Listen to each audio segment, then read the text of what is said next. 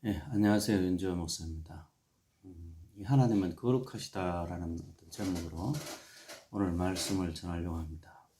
이 하나님은 거룩하시다라는 이 거룩은 어떻게 보면 우리가 이제 신앙생활하면서 가장 많이 사용하는 그런 개념이 아닐까 하는 생각이 드는데요. 그래서 이제 찬송에도 거룩이라는 말이 나오고, 또 우리 삶에도 조금 신앙이 있는 사람들은 이 거룩하게 살려고 노력하죠. 그런데 이제 거룩하게 살려고 노력하는데, 이런 어떤 거룩한 삶에 대한 노력들이 보통 윤리적이나 이 도덕적인 부분들을 봅니다. 사회적인 어떤 통념, 문화, 이런 합의 속에 이루어진 이런 관념과 행동을 기준으로 그 당사자의 어떤 거룩함을 바라보는, 객관적으로 그렇게 바라보는 경우가 많아요.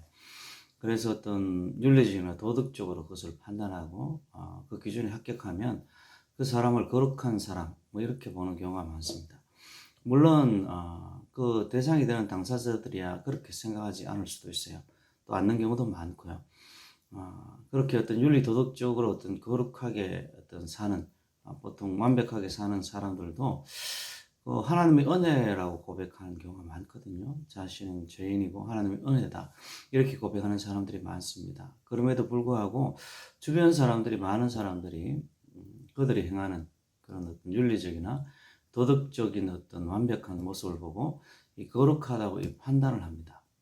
그런데 우리가 이제 생각해 봐야 될 게 뭐냐면, 습관적으로 생각해 봐야 될 문제가, 과연 그렇게 보는 시각이 맞나? 특히 성경적으로 맞는가라는, 하나님께서 그 사람을 그런 관점으로 보게 하는 것이 맞는가라는 겁니다.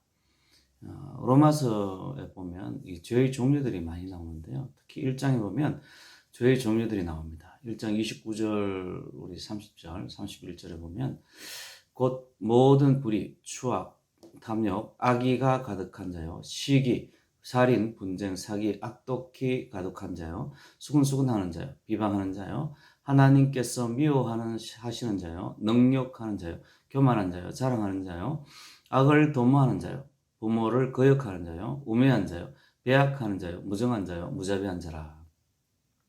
이런 식으로 이 죄에 대해서 쭉 나열이 되어 있어요. 그래서 언뜻 보면 어떤 윤리 도덕적인 어떤 흠결이 있는 그런 것들을 이야기를 하는 것 같은데요.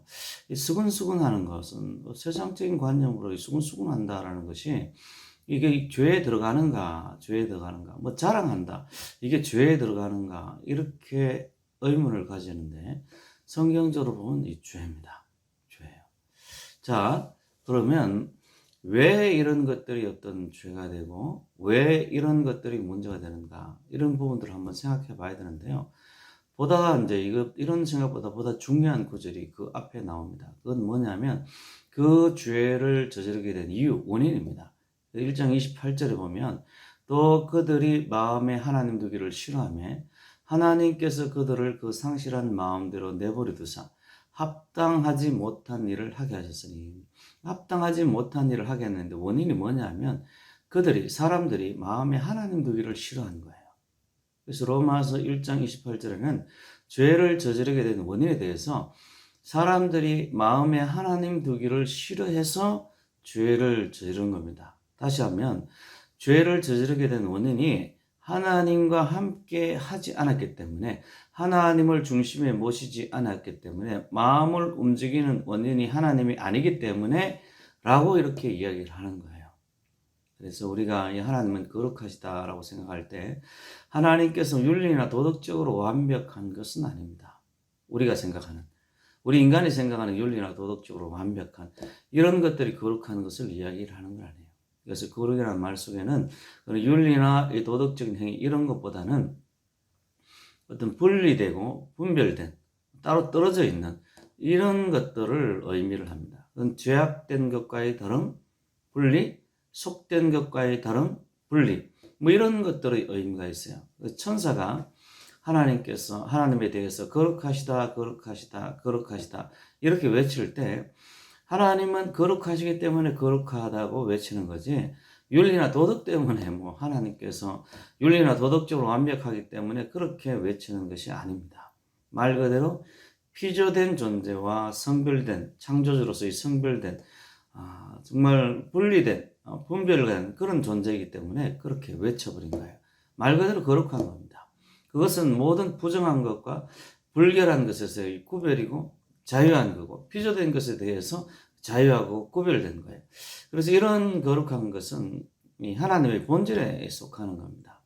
그러면 하나님께서 내가 거룩하니 너희도 거룩하라 이렇게 말씀하셨는데 우리는 이 창조주가 아니잖아요. 그럼 피조된 존재로서 어떻게 해서 거룩해지는가? 하나님은 윤리적인 어떤 도덕적인 인간이 생각하기에 윤리나 도덕적인 그런 존재가 아닌데 내가 윤리나 도덕적으로 그렇게 살아간다고 해서 거룩해지는가? 그건 아니겠죠. 근데 하나님께서 왜 우리에게 거룩하라 하셨을까? 거기에 대한 이 단서들이 모세 오경에 나옵니다. 우리 출애굽기 29장 37절을 예를 들면요. 너는 이레 동안 제단을 위하여 속죄하여 거룩하게 해라. 이건 좀 제쳐놓고요. 이건 나중에 한번 살펴보고 제단을 위하여 제단이 이제 거룩하게 되었어요. 그래야면 지극히 거룩한 제단이 되니 그 제단이 이 속죄를 통해서 거룩하게 되었어요. 이 제단이 거룩해요. 그런데 그 다음 구절에 뭐가 나오는가 하면 제단에 접촉하는 모든 것이 거룩하다 이렇게 나와요. 그러니까 거룩한 제단이 있는데 이 제단을 만지면 제단에 접촉되면 그것도 역시 거룩해지는 거예요. 예, 앞부분을 제외하고 그리하면 이하우스도 이렇게 보면 지극히 거룩한 제단이 되리니 제단에 접촉하는 모든 것이 거룩하리라. 이런 이야기들이 또 출애굽기 하나 더 나오지만 레위기는 자주 나옵니다. 거룩에 대한 것도 자주 나올 뿐더러 반대로 이 어떤 부정한 것에 대해서도 나오는데요. 예를 들면 우리 레위기 15장 7절에 보면 유출병이 있는 자의 몸에 접촉하는 자. 유출병은 이제 부정하잖아요. 유출병이 있는 자의 몸에 접촉하는 자는 그의 옷을 빨고 물로 몸을 씻을 것이며 저녁까지 부정하리라. 이 부분도 같은 논리입니다. 부정한 자를 접촉하면 부정해져요. 거룩한 것을 접촉하면 거룩해집니다. 이러한 관점에서 하나님은 이 거룩하실 뿐 아니라 거룩은 하나님과의 접촉에서부터 흘러나오는 겁니다. 그래서 이제 우리 계시록에도 보면 24장로들이 보좌 우편, 보좌에 가까운 쪽에 있고 차츰 흘러나오잖아요. 그런 것처럼 거룩이라는 것이 윤리나 도덕적인 행위로부터 나오는 게 아니라 하나님과의 접촉으로부터 하나님과의 관계로부터 거룩해집니다. 이게 성경의 전체적인 내용이에요. 윤리나 도덕적으로 이 거룩의 모습을 보게 되면 우리가 성경을 전혀 잘못 해석하고 이해할 수 없는 구절이 너무너무 많이 나옵니다. 근데 이 거룩이라는 내가 거룩해지라는 것은 하나님과의 그 관계로부터 거룩해지는 거예요. 거룩해지는. 그래서 하나님과 동행하면 동행할수록 하나님과 만나면 만날수록 하나님 뜻을 준행하면 준행할수록 하나님과 함께하면 할수록 우리의 삶이 거룩해지고 경건해지고 하나님을 알아가면 알아갈수록 더 거룩해지는 이유이기도 합니다. 여러분들이 올바른 어떤 성경의 단어에 대해서 올바른 어떤 관점을 가지고 보고 또 올바른 신앙생활을 할 수 있는 그런 성도이길 원합니다. 감사합니다.